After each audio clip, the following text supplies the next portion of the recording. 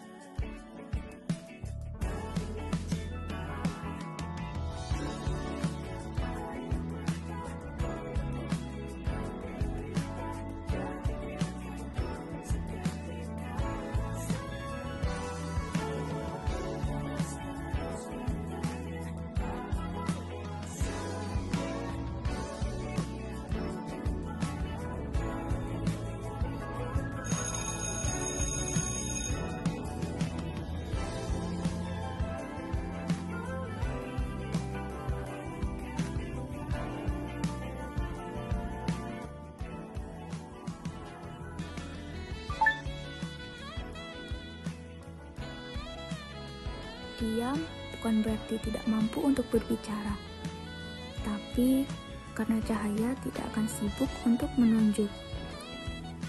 Aku akan tetap bersinar dalam diamku, meski kau akan selalu melihat dari belakangku.